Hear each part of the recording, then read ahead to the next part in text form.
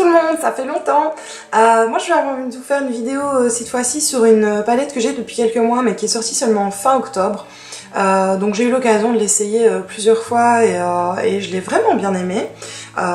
C'est une palette Be Creative, donc c'est celle-ci avec une espèce d'emballage un peu croco, imitation croco.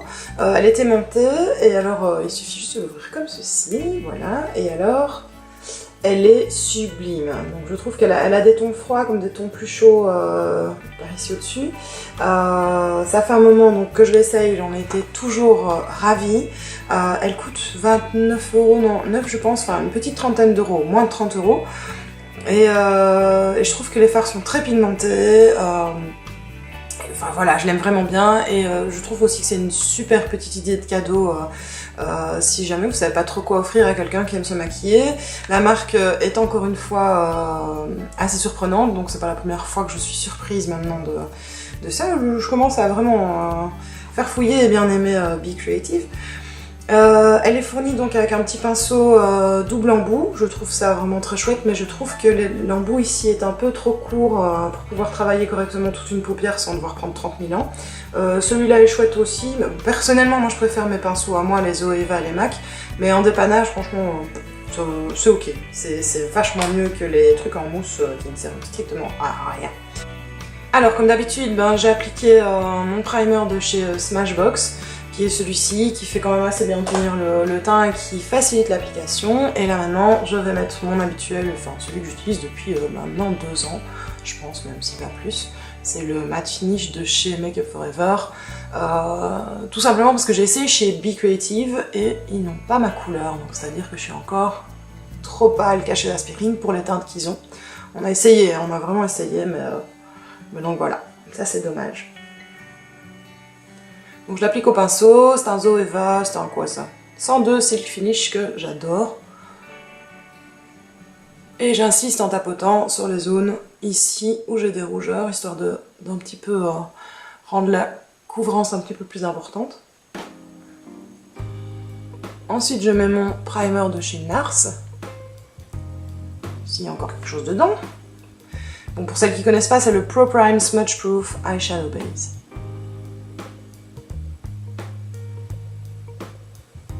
Voilà, et j'en mets aussi un petit peu ici, pour l'anti-cerne en fait.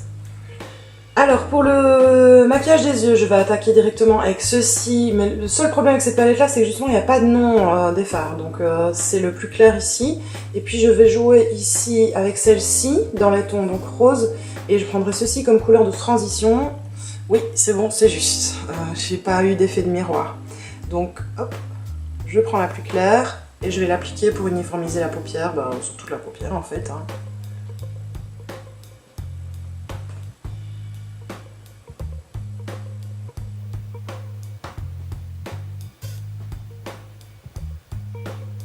Et j'en applique aussi au ras des cils inférieurs.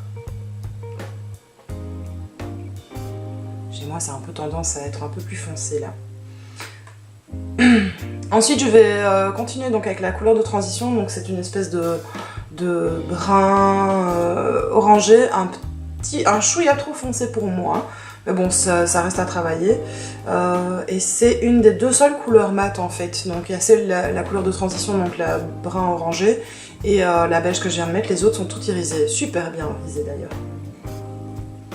Et pour ça, j'utilise un 227 Luxe Soft Definer de chez Zoeva. J'en mets pas trop, je tapote le pinceau pour vraiment enlever l'excédent et je vais mettre ça dans le creux de la paupière qui n'est vraiment pas des masses marquées chez moi évidemment. Hop.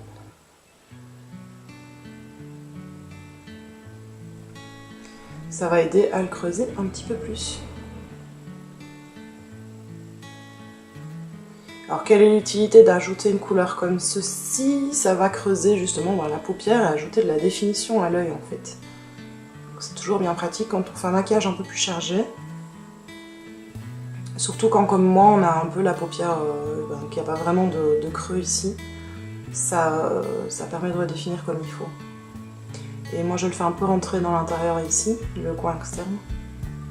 Alors vous ne devez vraiment pas avoir une marque, une ligne brune orangée, c'est vraiment, ça doit vraiment diffuser, donc il est important d'utiliser un pinceau exprès pour ceci, voilà, le genre de format là. C'est pratique le fond là, qui permet vraiment de diffuser sans faire de placard. Parce que le but c'est d'aller fondre le restant des couleurs dedans. Que ça fasse un beau dégradé naturel sur les yeux. Ensuite je vais aller avec le rose le plus foncé, donc celui-ci. Hop, hop. Et je vais le mettre sur toute la paupière mobile.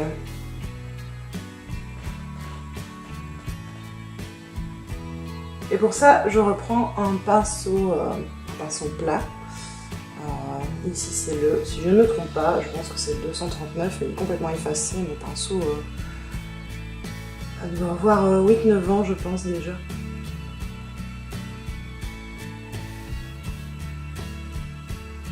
Et je prends le même rose que je mets au ras des cils inférieurs. Pour assurer une continuité, qu'il n'y ait pas de cassure entre le dessus et le dessous de l'œil. Ensuite je prends le mauve. Idem ici, je tape le pinceau, parce que c'est une couleur quand même plus foncée, donc je tape le pinceau.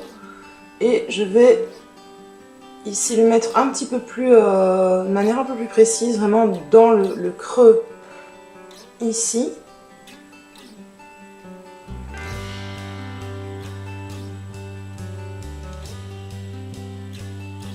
Pour créer une ombre plus importante.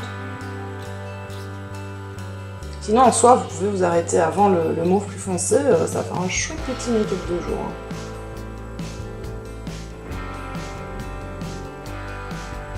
Et je le redescends dans le coin externe de l'œil, ici. Et je sais pas si vous avez remarqué, mais du coup, la couleur de transition permet de faire vraiment une transition correcte entre la couleur de la peau et le foncé ici qu'on met dans le creux de l'œil. Sans que ça soit trop abrupte et trop placard du coup. Des questions de subtilité et d'estompage. Je rappelle que je suis pas pro. Si on veut, on peut aller jusque un peu même à l'intérieur ici, mais tout en restant dans le creux de l'œil.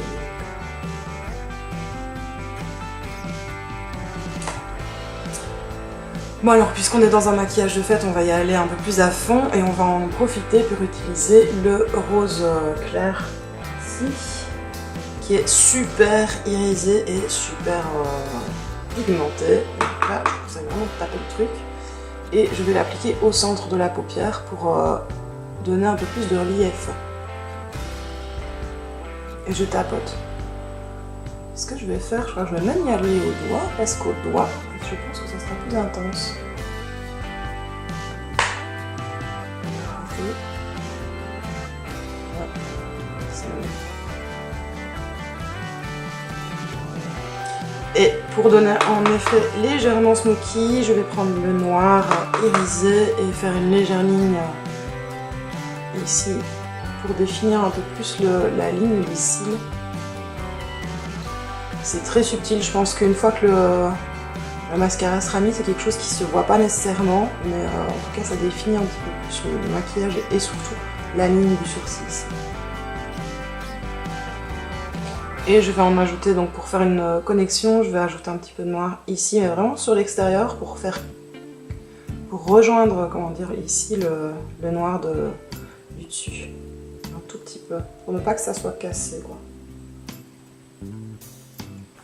Alors si jamais il y a eu des chutes, ce qui peut arriver avec certains fards, il suffit de reprendre le pinceau à fond de teint et à venir en remettre avec ce qui reste sur le pinceau.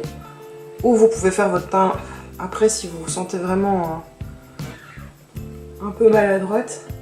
Et alors c'est pour ça que j'ai pas mis d'anti-cerne tout de suite non plus, parce que si jamais il y a des chutes, c'est plus facile d'en mettre après et de corriger d'abord. Que de corriger par-dessus l'anti-cerne, les chutes c'est complexe. Donc voilà, je vais continuer le maquillage des yeux, c'est-à-dire que là je vais faire mes sourcils, c'est habituel, donc je vais accélérer ça. Je vais mettre le Ricyl, alors petite note, le Ricyl c'est le Sisley, je sais pas comment il s'appelle. Ah, Le Sisley So Curl et je l'adore. Je suis sur la fin et il est vraiment chouette. Donc c'est le reseal que je vais mettre donc sur mes cils. Je vais mettre du crayon noir dans la muqueuse comme d'habitude. Enfin, ça va pas changer grand chose, je vous retrouve après.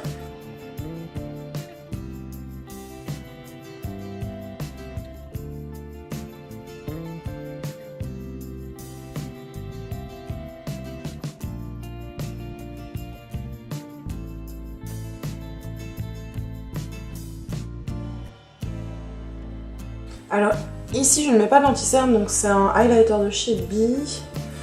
Celui que j'avais acheté l'autre fois était un peu trop foncé pour moi et en fait il était trop rosé et il fallait un plus jaune. Et en effet ça me va, ce qui est bizarre parce qu'en général sur moi c'est les tons froids qui vont mieux, mais je sais pas ce qui s'est passé ici. En tout cas ça va mieux quand c'est sur ce ton-ci. Et alors c'est pour ça que j'en ai mis aussi ici sur le nez, ici sur le front. C'est donc pas un anti-cerne, c'est vraiment pour amener de la lumière. Voilà, alors pour le reste du teint, bah, comme d'habitude, je vais mettre ma poudre Hourglass, donc c'est toujours la même. Hein. D'ailleurs, j'ai même... on est bientôt à la fin. Je sais pas, moi, c'est vraiment un produit que j'adore.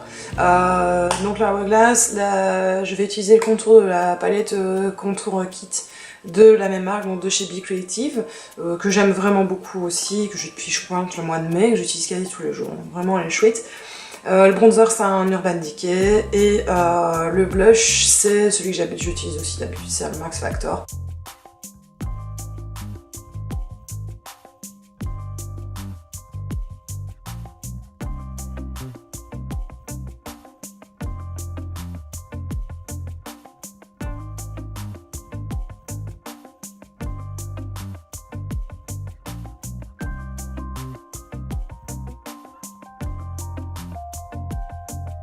Alors pour le highlighter, on sort aussi une nouveauté, c'est sorti, enfin une nouveauté un peu moins quand même que la palette, donc il est sorti, je pense que c'était début de l'automne. C'est une très belle palette highlighter, et alors moi ce que je vais faire c'est que je vais prendre juste, je vais racler, je vais prendre un petit peu là et surtout insister là pour vraiment avoir le côté enlumineur. Et j'en mets ici, au-dessus des pommettes. Je reviens ici.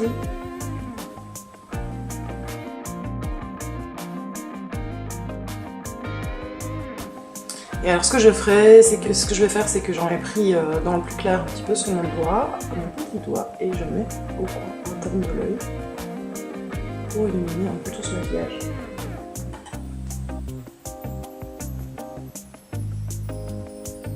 Et pour finir pour les lèvres, j'utilise un Kiss & Go de chez Be Creative toujours, tant qu'à faire. Et j'aime vraiment bien ce qu'on peut en mettre. J'ai pas envie de trop.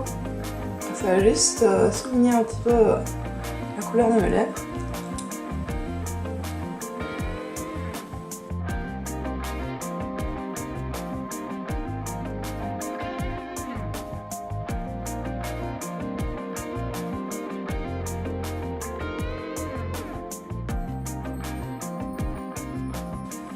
Et voilà, j'ai un petit maquillage quand même sophistiqué, mais qui n'est pas chargé style smoky non plus, et qui pourrait très bien aller pour les fêtes de fin d'année, ou alors pour quelqu'un qui est plus aguerri tous les jours. Je vais terminer avec des petits close-up, et puis je vous dis au revoir à tous et à bientôt, salut!